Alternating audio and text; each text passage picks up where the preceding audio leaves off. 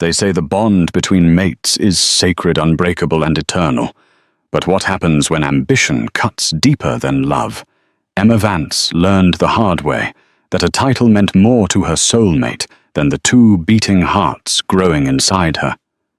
Standing in the freezing rain, cast out by the man who promised her forever, she thought her life was over. She didn't know that her rejection was actually her salvation. She didn't know that while she lost a cowardly beta, she was about to gain the attention of the most feared entity in the werewolf world. This is the story of how a rejected Omega became the mother of the Alpha King's 3 greatest treasures. The marble floors of the Thorn estate were cold, but not nearly as frigid as the look in Liam Thorne's eyes. Emma Vance stood in the center of the grand office, her hands trembling as they hovered protectively over her stomach. Outside, the autumn storm battered the windows of the Silver Creek pack house, a violent reflection of the turmoil churning in her gut. She had walked in here 5 minutes ago with the most joyous news of her life. Now she felt like she was attending her own funeral. "Repeat that," Liam said, his voice devoid of the warmth that had been there just last night. He didn't look up from the documents on his mahogany desk. "I said, I'm pregnant, Liam," Emma whispered, her heart hammering against her ribs. "We're going to be parents. I went to the pack healer, Dr. Evans. He confirmed it. There are 2 distinct heartbeats. Twins." She waited for the smile. She waited for him to rush around the desk, to lift her up, to spin her around, as he had promised he would when they talked about the future. Instead, Liam Thorne, the future alpha of the Silver Creek pack, slowly set down his pen. He looked at her not with love, but with irritation. It was the look one gave a stain on a newly purchased rug. "Get rid of them," he said. The air left the room. Emma blinked, certain she had misheard. "What? You heard me?" "Emma?" Liam stood up, his tall frame casting a long shadow over her. "I cannot have baggage right now. My father is stepping down next month. The transition of power is delicate. I need to be focused on the pack's finances and our territory borders, not changing diapers for half-blood runts." "Half-blood runts?" Emma's voice cracked. Tears pricked her eyes, hot and stinging. "Liam, these are your children. They are part of this pack. Part of you." Liam walked around the desk, his expression hardening. "They are the children of an Omega. You have no lineage, Emma. Your parents were rogue converts. I overlooked your low status because you were convenient, pleasant to look at, submissive. But I need a Luna who brings strength and alliances to Silver Creek. I cannot have the pack questioning my judgment by siring pups with a servant girl right before my coronation." The cruelty of his words was physically painful, like a silver knife twisting in her chest. "But we are mates. The Moon Goddess. The Moon Goddess provides a suggestion, not a law," Liam roared, slamming his hand against a bookshelf. The sound echoed like a gunshot. "And I am choosing my future over a superstition. I am rejecting you, Emma." Emma took a step back, her legs shaking so badly she thought she might collapse. "Liam, please. You don't mean that." The office door creaked open behind her.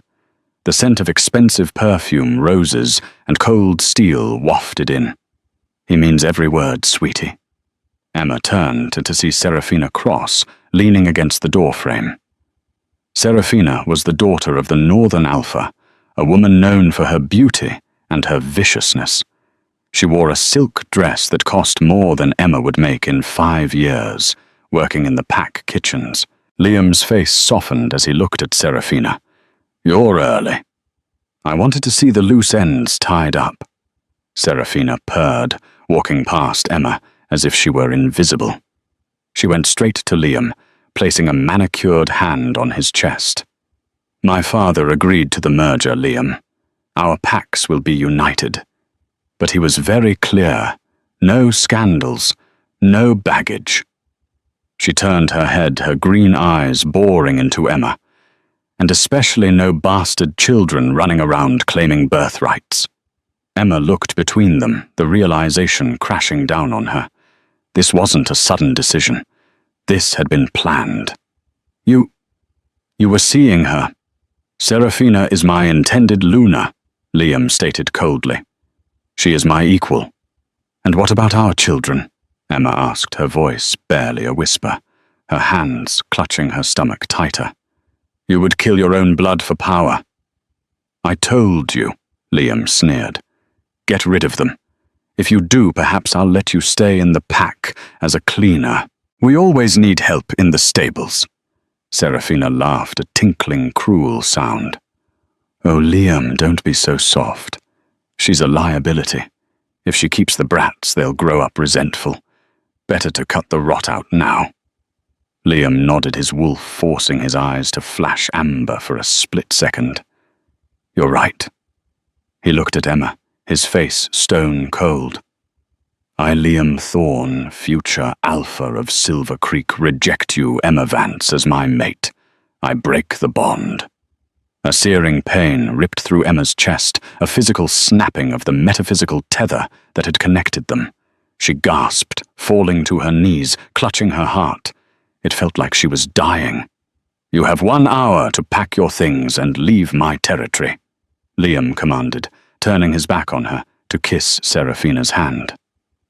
If you are found on Silver Creek land after that, you will be treated as a hostile rogue. And we hunt rogues for sport. Emma looked up at the man she had loved since childhood. She saw no remorse, only ambition. She forced herself to stand, using a chair for support. The pain in her chest was blinding, but a new sensation was rising beneath it, a fierce, burning instinct. Protect.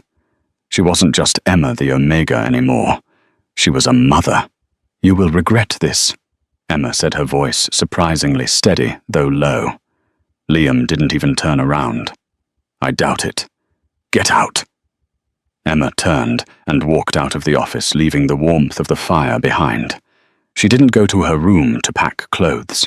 She didn't go to the kitchens to say goodbye to the staff who had raised her. She walked straight to the heavy oak front doors and pushed them open.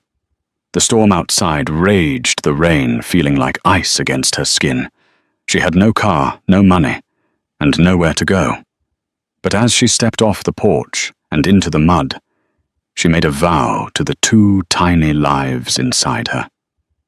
I will not just survive, she thought, the lightning illuminating her tear-streaked face. I will make him wish he had never been born.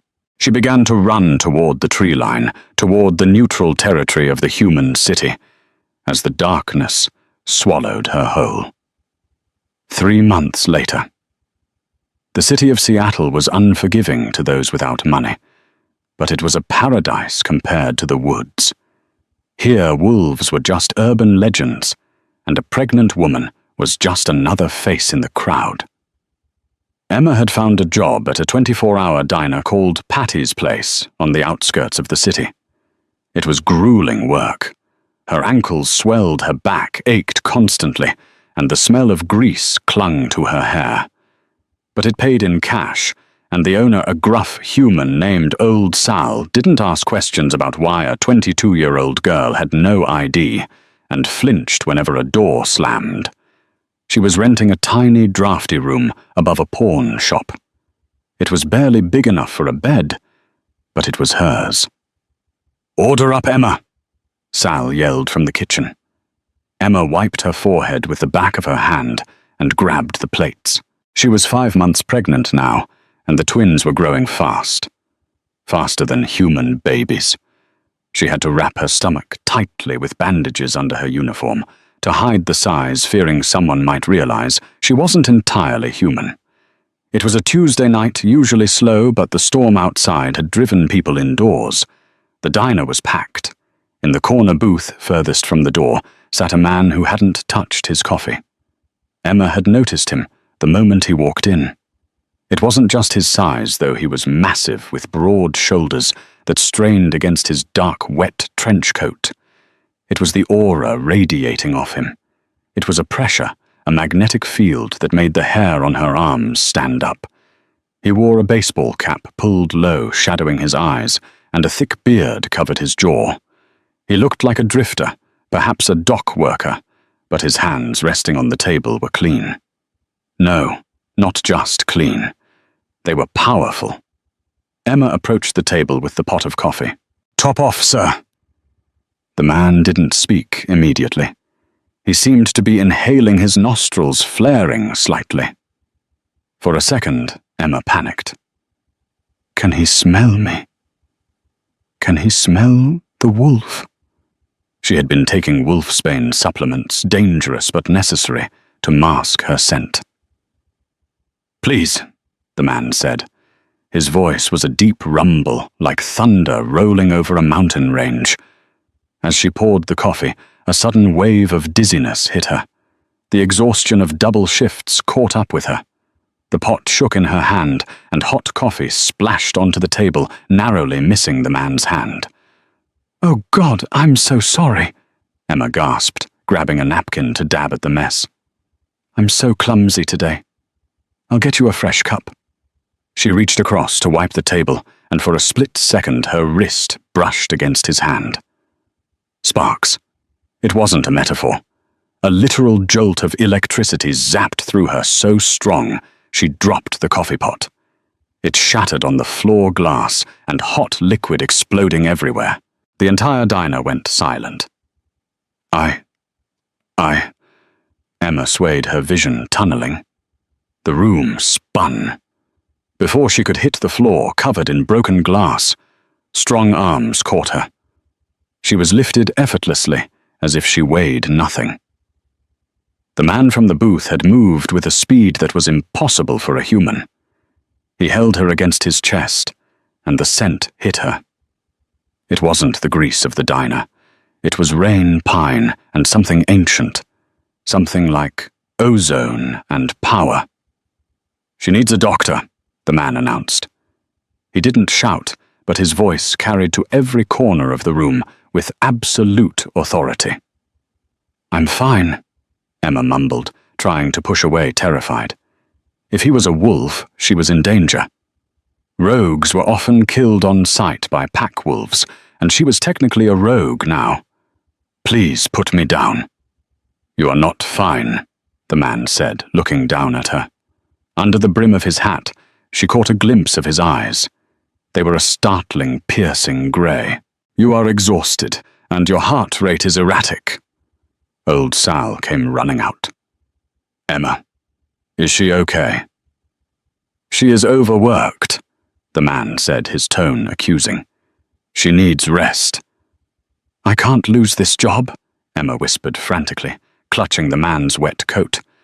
"Please, I need the money." "The babies." The man froze. His gaze dropped to her stomach, hidden beneath the loose uniform and the bandages. His eyes narrowed, not with malice, but with intense curiosity. "Babies," he murmured. He looked back at Sal. "I'm taking her to the hospital. I will pay for the damages." He pulled a thick roll of cash from his pocket and dropped it on the counter without counting it. It was easily $1,000. "Put me down." Emma struggled, her wolf instincts screaming at her to run, but her human body was failing her. "Calm down, little one," the man said, his voice dropping to a soothing growl that vibrated in her chest. "I'm not going to hurt you." He carried her out of the diner and into the pouring rain.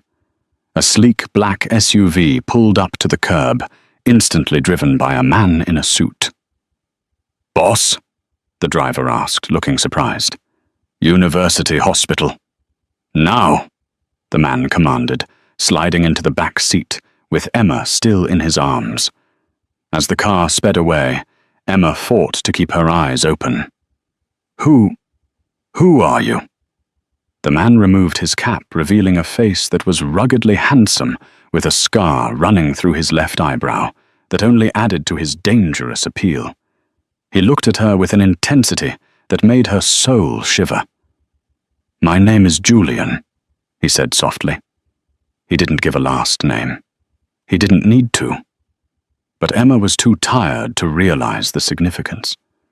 She didn't know that the grey eyes staring at her belonged to Julian Blackwood, the Alpha King. "Why?" Emma breathed, her hand resting unconsciously on her stomach. "Why are you helping me?" Julian hesitated. He looked at her hand on her belly, then back to her eyes. He felt the pull, the static in the air.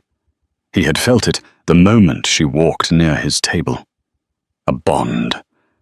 But it was faint, obscured by something. "Because," Julian said, reaching out to brush a stray lock of hair from her forehead, his touch surprisingly gentle. "I protect what is mine. And for some reason, the wolf inside me thinks you are important." Emma's eyes fluttered shut as darkness overtook her. Julian watched her sleep, his jaw tightening. He pulled out his phone and dialed a number. "Secure the perimeter of the hospital," he ordered into the phone. "And find out everything about a girl named Emma. I want to know who she is, where she came from, and who was stupid enough to let her go." He looked down at her sleeping form, and then at her stomach. He could hear 3 heartbeats in the car. Hers, and 2 tiny rapid flutters. "Twins," he whispered, a strange softness entering his eyes. "You have 3 treasures, little one, and I intend to find out who threatened them." When Emma opened her eyes, she didn't see the water-stained ceiling of her room above the pawn shop. She saw a chandelier. It was crystal modern and undoubtedly expensive, catching the soft morning light, filtering through floor-to-ceiling velvet curtains. She shot up in panic, her hand flying to her stomach. "They are fine." A deep voice came from the corner of the room. "The heartbeats are strong. Stronger than yours, actually." Emma turned to see Julian sitting in a wingback chair. He had changed out of his wet trench coat into a crisp charcoal suit, though he had forgotten the tie. He looked less like a dock worker now and more like a king presiding over his court. He was reading a file, her medical file. "Where am I?" Emma asked, her voice raspy. She realized she was hooked up to an IV drip. "Blackwood Private Medical Center." Julian replied, closing the file. He stood and walked toward the bed. His presence filled the room, making the large suite feel intimate. "You gave us quite a scare, Emma. The doctors found traces of wolfsbane in your system." Emma froze. The secret was out. A human doctor wouldn't identify wolfsbane. They would just call it a toxin. You know." "I know you are a wolf," Julian said, his grey eyes locking onto hers. "And I know you have been suppressing your scent to the point of poisoning yourself and your unborn pups. Why?" Emma looked down at the silk sheets, shame coloring her cheeks. "Because a rogue Omega with no pack and no protection is a target. I did what I had to do to keep them safe." "Safe." Julian's voice dropped an octave, a low growl vibrating in his chest. He leaned over the bed, placing a hand on the mattress near her hip. "You almost killed them, Emma. Another week of that poison in their hearts would have stopped." Tears welled in her eyes. "I didn't have a choice. I have no money, no pack, and the father." She choked on the words. "The father is a fool," Julian finished for her. "I don't need to know his name to know he is blind. He rejected you." Emma nodded silently. Julian straightened up, pacing the room. The beast inside him was restless. When he had carried her into the hospital, his wolf had been howling, "Mate, mate." But the bond was strange. It was there, but it was quiet, likely damaged by her previous rejection. He couldn't claim her yet. She was traumatized, weak, and terrified. If he told her he was the Alpha King, the ruler of all packs, she would likely faint again from fear. He needed to be patient. He needed to be her sanctuary, not her ruler. "You are not going back to that diner," Julian stated, leaving no room for argument. "And you are certainly not going back to that rat hole above the pawn shop." "I have to work," Emma protested weakly. "I have bills. I have a proposition," Julian interrupted. "I am a businessman. I run a large estate just outside the city. My staff is competent, but I require a personal assistant. Someone to manage the household schedules, coordinate events, and handle the library. It is live-in. You will have a private cottage on the grounds, full medical care included." Emma stared at him. It sounded too good to be true. Why would you offer a stranger a job like that?" Julian stopped pacing and looked at her. For a moment, the steel in his eyes melted. "Because I have 3 empty rooms in my house, Emma, and I hate wasted space. Besides, my wolf tolerates you." It was a lie. His wolf adored her, but he had to play it cool.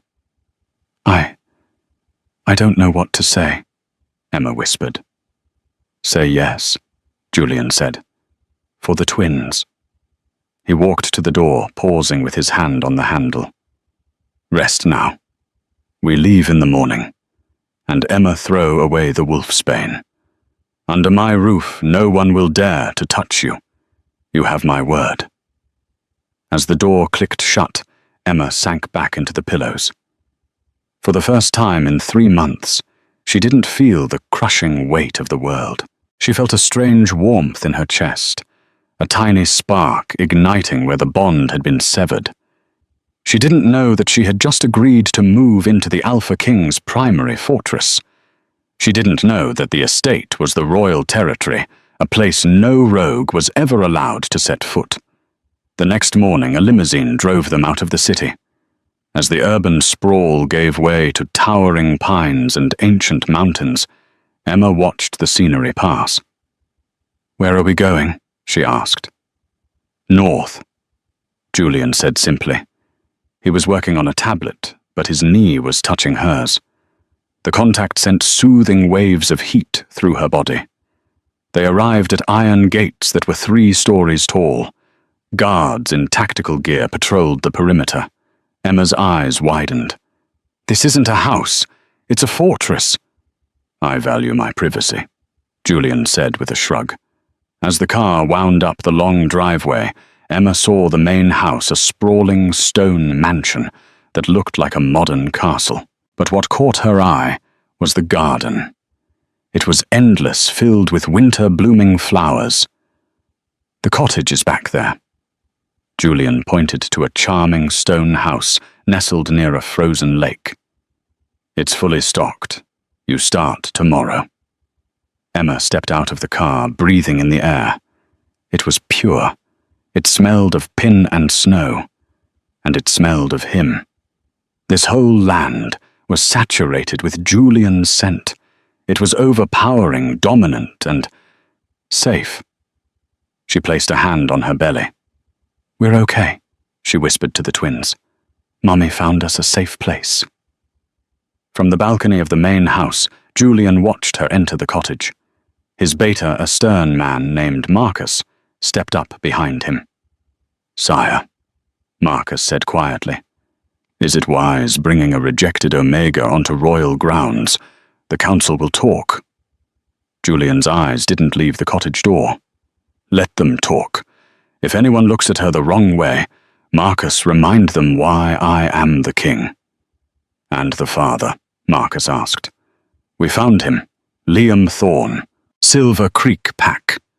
Julian's hands clenched the stone railing, cracking the masonry. "Thorne. I know the pack. They are due for their annual tax audit, aren't they?" "They are, sire." "Good." Julian smiled, a predator baring his teeth. "Schedule it. And Marcus, tell the auditors to be thorough." I want to know every mistake that boy has made. 300 miles away, the Silver Creek pack was crumbling. Liam Thorne sat in his office, the same office where he had rejected Emma, nursing a glass of whiskey. It was only 11:00 a.m. "You're drinking again." Liam looked up to see Serafina standing in the doorway. She wasn't glowing like she had been 3 months ago. She looked haggard. Her expensive dress was wrinkled, and there was a frantic energy about her. "Get off my back, Serafina," Liam grunted. "The pack finances are a disaster. Your father promised a dowry of 2 million. Where is it? It's tied up in assets," Serafina snapped, storming into the room. "And it would help if you actually led the pack, instead of moping around like a wounded puppy. The southern borders are leaking rogues, and the miners are threatening to strike." "I am leading," Liam roared, standing up. "But nothing feels right. The pack link. It feels weak." It was true. Since he had rejected Emma, his alpha power had been unstable. An alpha draws strength from his mate. By rejecting his true mate for a chosen one, he had severed his spiritual battery. He was tired, irritable, and weaker than he should be. "You just need to focus," Serafina said, her voice turning sickly sweet. She walked over to massage his shoulders. "Forget about the past. We are the future." There was a knock on the door. A nervous scout entered. "Alpha Beta, what is it?" Liam barked. The private investigator you hired, Alpha. He sent a report." Serafina's hands froze on Liam's shoulders. "You hired an investigator?" "For what?" Liam ignored her, snatching the envelope from the scout. "Leave us." He tore open the envelope. His hands shook. He hadn't told Serafina, but he had been looking for Emma. Not because he wanted her back, or so he told himself, but because he needed to know she was gone. He needed closure. He pulled out a grainy photo. It was taken from a distance through a telephoto lens. It showed Emma. She was walking through a snowy garden wearing a thick, expensive wool coat. She looked healthy. Her cheeks were rosy, her hair shiny. And her stomach, it was round and high. She was heavily pregnant, but it was the background that made Liam's blood run cold. Behind her was a stone structure he recognized from magazines. And standing next to her, helping her down a step, was a man. A man whose face was turned away, but whose posture screamed power. "She kept it," Liam whispered, staring at her belly. A strange pang of jealousy hit him. Those were his pups. And she's living in luxury. Serafina snatched the photo from his hand. Her eyes widened. "Is that Blackwood territory?" "It looks like it," Liam said, confusion warring with anger. "How did an Omega get into Blackwood? That's the Alpha King's private land." "She must be a servant," Serafina scoffed, though her voice wavered. "Or a whore." "She looks too happy to be a servant," Liam muttered. He pointed at the man in the photo. "And who is that? Is she with someone? Does it matter?" Serafina crumpled the photo in her fist. "She is a stain on our reputation, Liam. If the council finds out you rejected your pregnant mate, and she's running around the king's territory, we will be a laughing stock. Or worse, she could claim child support and drain our treasury." Liam stood up, the alcohol fueling his rage.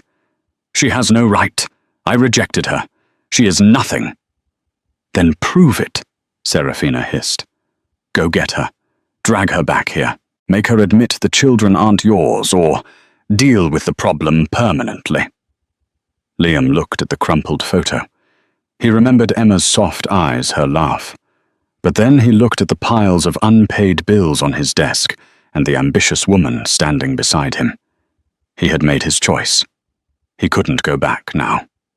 "I can't go to Blackwood," Liam said. "The king would kill me for trespassing. The king is never there. Serafina lied effortlessly. He spends all his time in the capital. That estate is just a vacation home. We can send a retrieval team. Or, she smiled, a wicked glint in her eyes. We have an invitation to the winter solstice ball in the neutral zone next week. Rumor has it high-ranking Blackwood staff will be there. So we go. We find out who her new protector is, and we leverage him. We threaten to expose her as a rogue whore unless he hands her over. Liam nodded slowly. She belongs to Silver Creek. Even if I don't want her, she doesn't get to be happy with someone else. Not with my children. Exactly. Serafina kissed his cheek. Get the car ready, Liam. We're going hunting. Back at the Blackwood estate, Emma was unaware of the storm brewing in the south. She was in the library organizing books as per her job description. It was light work, and she enjoyed the smell of old paper. Julian had been kind, surprisingly so. He joined her for dinner every night. He never pushed, never pried, but he always ensured she ate the best cuts of meat. She was reaching for a book on a high shelf when a sharp pain shot through her lower back. She gasped, dropping the book. Careful. Julian was there, instantly catching the book with one hand and steadying her with the other. His touch sent that familiar electric jolt through her stronger now than before. I'm okay, Emma breathed, looking up at him. He was so close. She could see the flecks of gold in his grey eyes. Just a little back pain. The twins are heavy. Julian didn't let go of her arm. Emma, the winter solstice ball is next week. Emma laughed nervously. I don't think I'm dressed for a ball, Julian. Look at me. I'm huge. I want you to come with me, Julian said, his voice serious. What? Why, I'm just the assistant. No, Julian said, his hand moving boldly to rest on her stomach. The twins kicked against his palm, greeting his aura. You are more than that, and it is time the world knew you are under my protection. There are rumors. I want to silence them. But people will stare, Emma whispered, terrified but thrilled by his touch. Let them stare. Julian smirked, a dangerous, kingly look crossing his face. Let them see what a real queen looks like. He leaned in his lips, brushing her ear. Besides, I have a feeling some old acquaintances of yours might be there, and I think it's time for a reunion. Emma shivered. She didn't know if it was fear or excitement, but looking at Julian, she knew one thing with him. She was untouchable. Okay, she whispered. I'll go. Julian smiled. It was the smile of a wolf who had just trapped his prey. Good. I'll have the dressmaker sent up. The Grand Crystal Hall in the neutral zone was a spectacle of wealth and power. Every major alpha from the West Coast was in attendance for the winter solstice ball. Chandeliers the size of small cars dripped from the ceiling, and the air was thick with the scent of champagne, expensive perfume, and competing pheromones. In the corner, Liam Thorne adjusted his tie. His face flushed with annoyance. I don't see her, Serafina. Maybe the photo was old. Maybe she's cleaning toilets in the back. Serafina sipped her wine, her eyes scanning the crowd like a hawk. She's here. I can feel it. And when we find the idiot who took her in, we're going to ruin him. Suddenly the music stopped. The chatter died down. A hush fell over the room, starting from the grand staircase and rippling outward. What's going on? Liam muttered, craning his neck. At the top of the stairs stood a couple that made the rest of the room look dull. The man was tall, imposing, wearing a tuxedo that fit him like a second skin. He exuded an aura so powerful that lower-ranked wolves instinctively lowered their gazes. But it was the woman on his arm who stole the breath from Liam's lungs. It was Emma. She wore a gown of midnight blue velvet that cascaded over her curves, hugging her pregnant belly in a way that made her look like a fertility goddess rather than a rejected outcast. Diamonds dripped from her ears, and her hair was swept up in an intricate braid. She didn't look broken.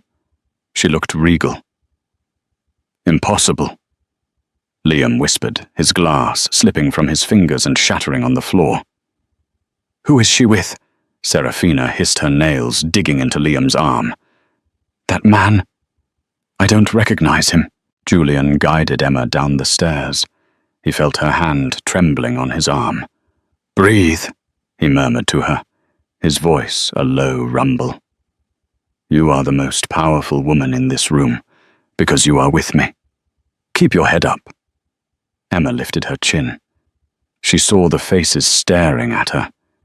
People who had once pitied her were now looking at her with awe. And then she saw him.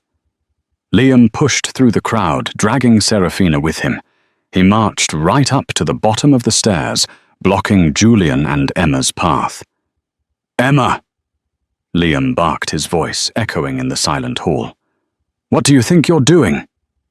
The crowd gasped. A public confrontation. Emma's grip on Julian tightened, but she didn't step back. "Hello, Liam." "Don't hello me." Liam sneered, his eyes flashing amber. "You're parading around here like you belong. You're a rejected Omega. And look at you." He gestured to her stomach. "You're still carrying those bastards. I told you to get rid of them." A collective intake of breath swept through the room.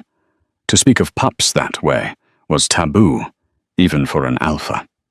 Julian stepped forward, shielding Emma with his body. He didn't raise his voice. He didn't need to. "Careful, boy. You are speaking to my partner." Liam laughed, a harsh barking sound. He looked Julian up and down. "Partner. So you're the one who picked up my trash. Who are you?" "Some rogue who won the lottery." "Do you have any idea who I am?" "I am Alpha. Liam Thorne of Silver Creek." Serafina stepped up, smirking. "And I am his Luna. We demand you hand her over. She is a fugitive from our pack." Julian looked at Serafina, then at Liam.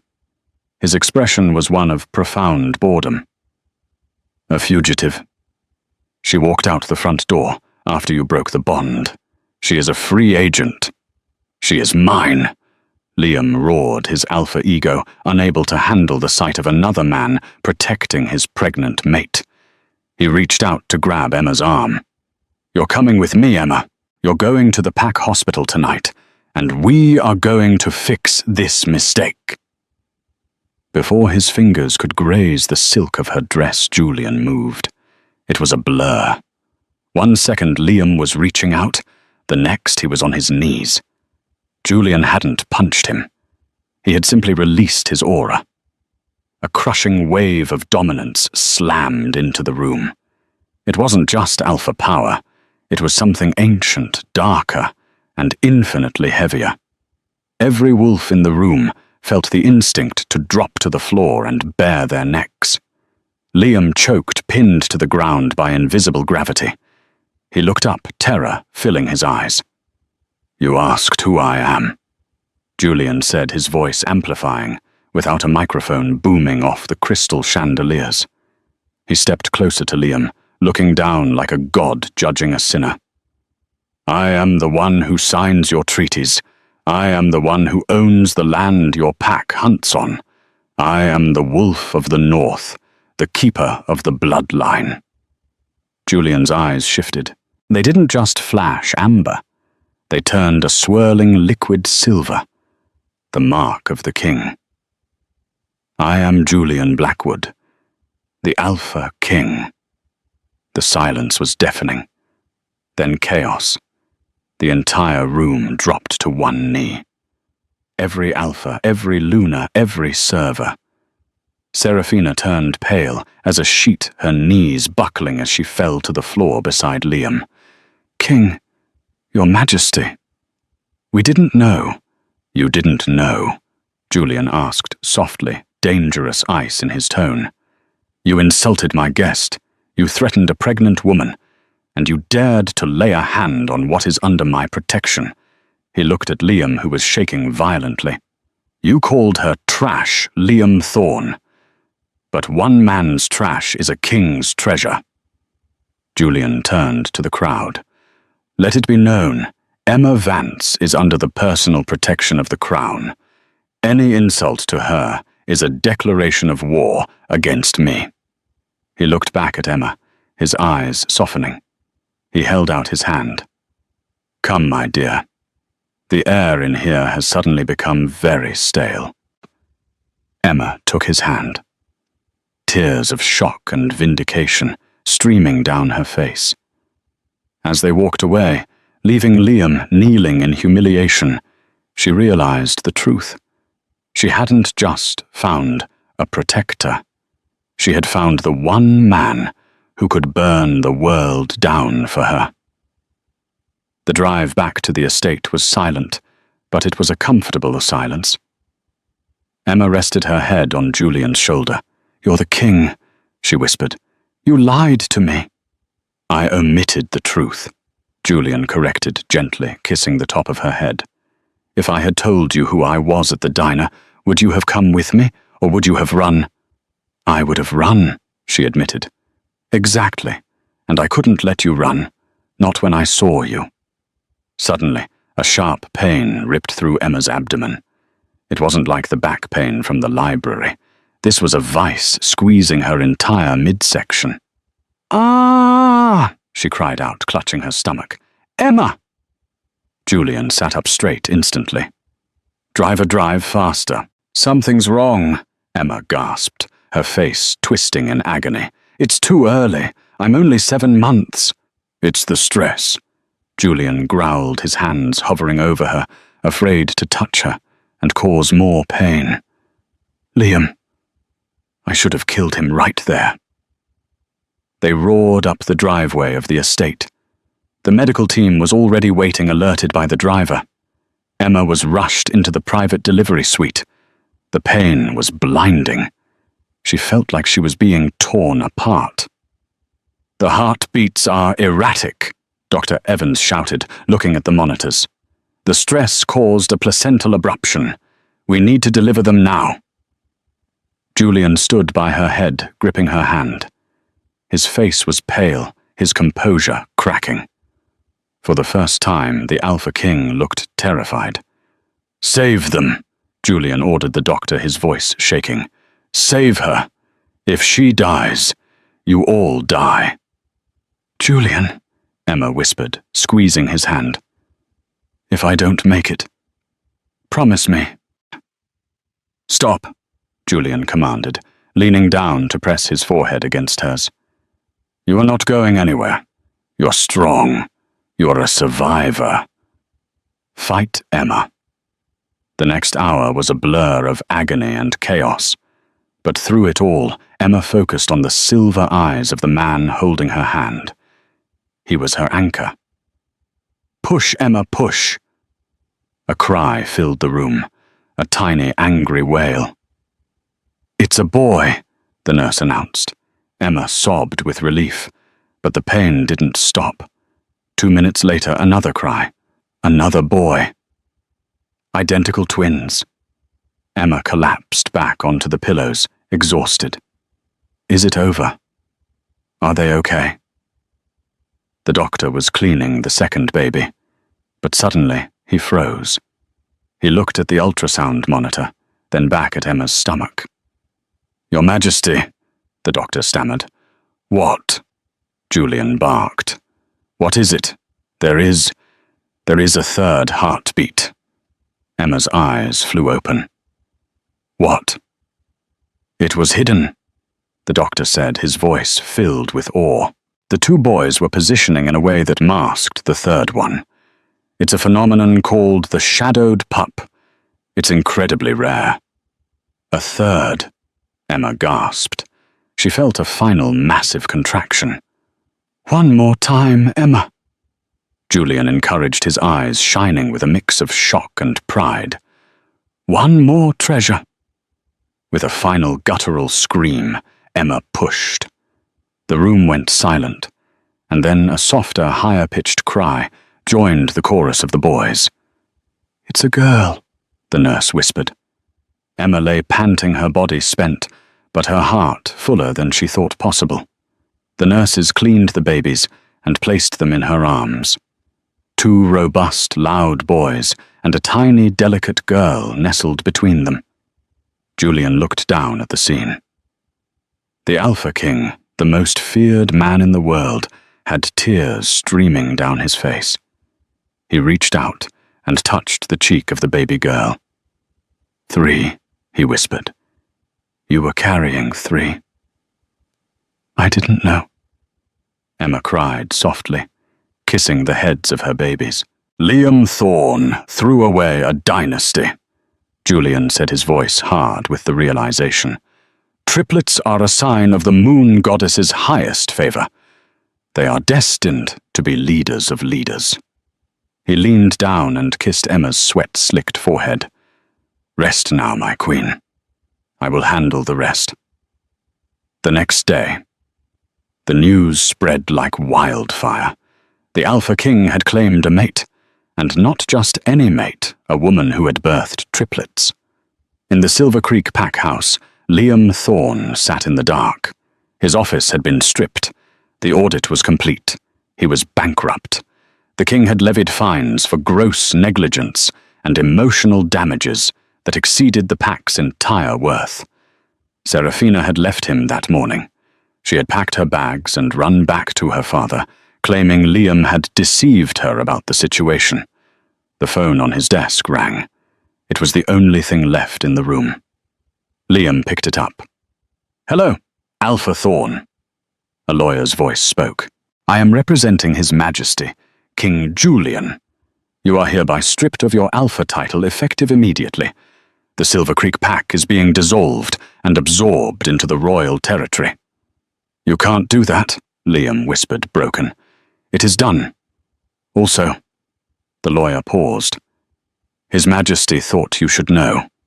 Emma Vance gave birth last night." Liam's heart skipped a beat. "The twins, are they?" "Triplets, Mr. Thorne." Liam dropped the phone. Triplets. In werewolf lore, triplets were legendary. They were said to possess the power of the ancients. He hadn't just rejected 2 children. He had rejected a miracle. He had rejected the greatest blessing a wolf could receive. He fell to his knees in the empty office, a scream of pure regret tearing from his throat. But there was no one there to hear it. Back at the royal estate, Julian stood on the balcony holding the tiny girl in his arms, while Emma slept inside with the boys. He looked out over his kingdom. "They will be strong," he promised the sleeping infant, "and they will call me father. And the man who made you, he will be nothing but a cautionary tale told to bad pups at bedtime." He turned back to the room, watching Emma sleep.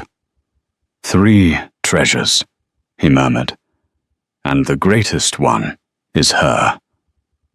Here is the final part of the story, concluding the saga of Emma Julian and the triplets.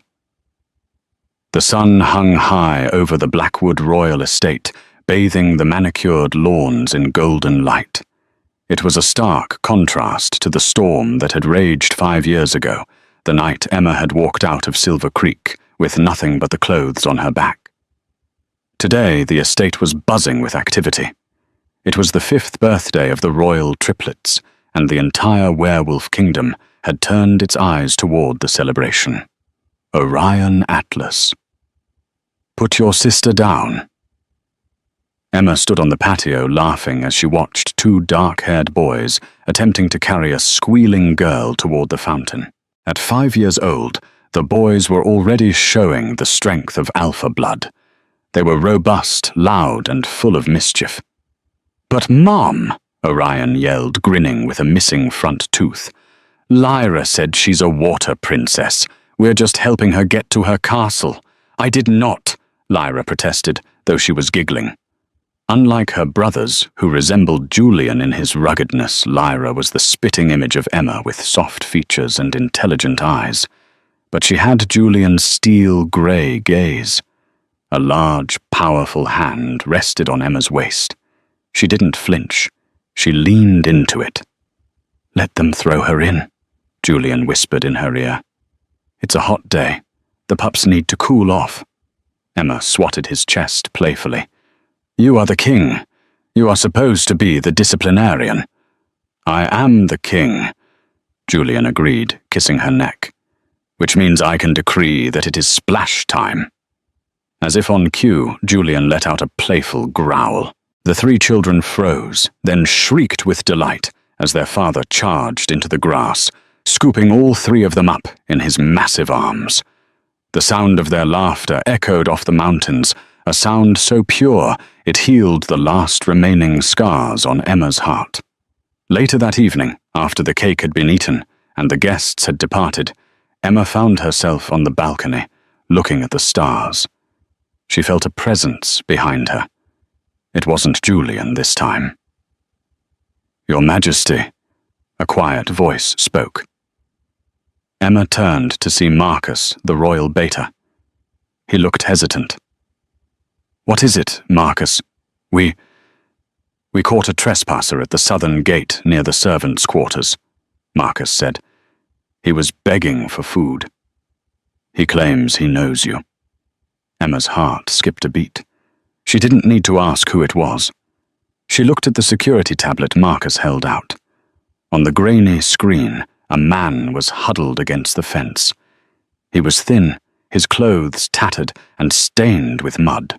His hair, once perfectly styled, was matted and graying prematurely. His eyes were hollow, devoid of the amber fire of a confident alpha. It was Liam. "He says he just wants to see them," Marcus said, disgust evident in his voice. "Just once. He says he has a right." Emma stared at the screen. She remembered the office, the cold rejection. "Get rid of them." "He has no rights," Emma said, her voice steady and cold as the winter wind. "He rejected them before they took their first breath. He rejected me." "Shall I have the guards remove him?" Marcus asked. "No," Emma said. She took the tablet and typed a command to the gate security. "Give him a hot meal, give him a coat, and then tell him that if he ever steps foot within 100 miles of my children again, the king won't be the one to kill him. I will." She handed the tablet back. "Let him live with the knowledge that he is alive only because of my mercy. That is a worse punishment than death." Marcus bowed. "As you wish, my queen." Emma turned back to the balcony door. Julian was standing there, holding 2 glasses of wine. He had heard everything. He didn't say a word about Liam. He simply handed her the glass and pulled her into his arms. "They asked about their dad today," Julian said softly. Emma stiffened. "They did?" "Orion asked if I was going to be their dad. Forever." "And what did you say?" Julian smiled, looking into the bedroom, where the 3 children were piled into a single massive bed, fast asleep. "I told him that blood makes you related, but love makes you family. I told him that I chose them, and I chose you, and that is a bond stronger than any wolf instinct." Emma rested her head on his chest, listening to the steady, powerful beat of his heart, the heart that had saved her. "You are their father, Julian," Emma whispered, "in every way that matters. They are your treasures."